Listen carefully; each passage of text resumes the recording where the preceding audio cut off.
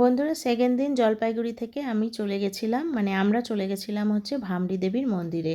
কথিত আছে যে সতীপীঠের মা সতীর একটা পা বাঁ পাটা এইখানে পড়েছে, তাই এখানে আস্তে আস্তে একটা মন্দির তৈরি হয়েছে যার নাম ভামরি দেবীর মন্দির।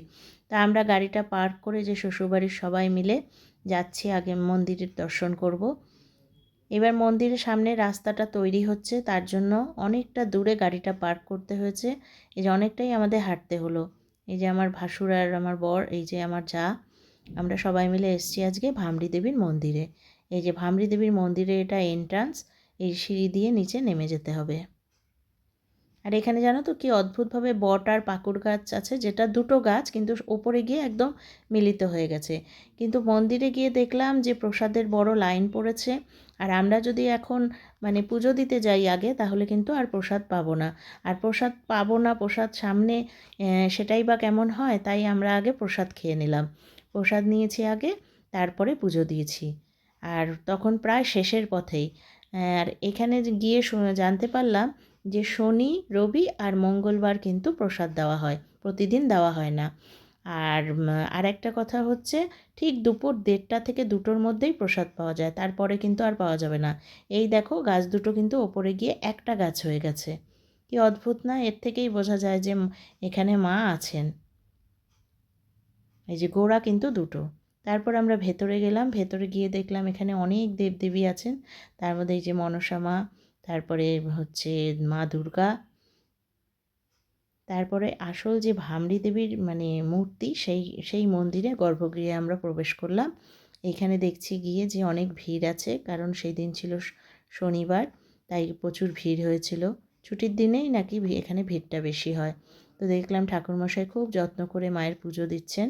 তা আমিও প্রসাদ নিয়ে গেছিলাম, তো আমি বললাম ঠাকুরমশাইকে মায়ের নামে পুজো দিতে, কিন্তু উনি আমাকে বলছেন যে না, মায়ের নামে না, তোমার নাম গোত্র বলো। তা আমিও আমার নাম গোত্র বললাম, আমার নামেই পুজোটা হলো। তারপর খুব যত্ন করে ঠাকুরমশাই আমাদের পুজোটা করিয়ে দিলেন। খুব ভালো লাগছিল, অনেক দিনের ইচ্ছা ছিল মায়ের মন্দিরে আসবো, কিছুতেই হচ্ছিল না। তো যাই হোক, এইবার সেই আশা পূরণ হলো। সুন্দর করে ঠাকুরমশাই পুজো দিয়ে এই যে মায়ের চরণের ফুল আমার হাতে দিলেন। আমার যাও একটা চেয়ে নিলেন ফুল। তারপরে যে এখানে একটা শিবের মন্দির, আমি আস্তে আস্তে তোমাদের ঘুরিয়ে দেখাচ্ছি মন্দিরটা। এখানে শিব ঠাকুর আছেন। তারপরে এই যে আরেকটু সিঁড়ি দিয়ে নিচে নেমে এইখানে এই যে মায়ের চরণটা রাখা হয়েছে। বলা হয় যে মায়ের বাঁ পায়ের চরণটা নাকি এখানে আছে। এই যে চরণটা দেখতে পাচ্ছ কিনা তোমরা ক্যামেরায়, এই ঘরেই কিন্তু রাখা হয়েছে। তারপর চলে গেলাম পাতালকুণ্ড। পাতালকুণ্ডটা অনেকটাই নিচে, এই যে এইভাবে রাউন্ড করে নিচে নামতে হচ্ছে। ওখানে গিয়েও দেখলাম যে অনেকেই পুজো দিচ্ছেন, আমরাও একটু পুজো দিয়ে নিলাম। এই যে খুব ভালো লাগছিল, কারণ আর কিছুতেই আসতে পারছিলাম না। কয়েকবার প্ল্যান করেছি কিন্তু আসতে আর পারছিলাম না। আজকে খুব আনন্দ হচ্ছে যে অ্যাটলিস্ট আসতে পেরেছি। তারপর ওখান থেকে পুরোহিত মশাই বললেন যে একটা ধাগা নিয়ে এখানে মনের ইচ্ছা বলে যে কোনো বট গাছ বা পাকুড় গাছে এই যে ধাগাটা বাঁধতে। তা আমার বর আর কি একটা ধাগা নিয়ে ওখানে বেঁধে দিল। এরপরে আমরা চলে আসলাম অন্নপূর্ণা মন্দিরে। এই অন্নপূর্ণা মন্দিরটা কিন্তু নতুন হয়েছে, এটা কিন্তু আগে ছিল না। তো সিঁড়ি দিয়ে উঠে যেতে হবে অন্নপূর্ণা মন্দিরে। আমরা যাই, চলো তোমাদেরও দেখাচ্ছি যে ওপরে কী আছে। এই যে কিছুটা ওঠার পর ওপর থেকে চারিদিকের ভিউটা এত সুন্দর লাগছে।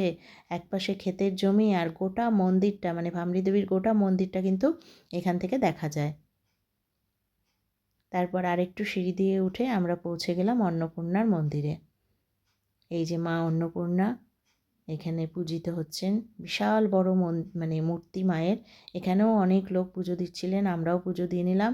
আর বেরোনোর সময় দেখলাম এই যে আমাদের শিব ঠাকুর, অনেক বড় তার মূর্তি। বন্ধুরা, কেমন লাগছে আমার ব্লগগুলো? যদি ভালো লাগে পাশে থেকো।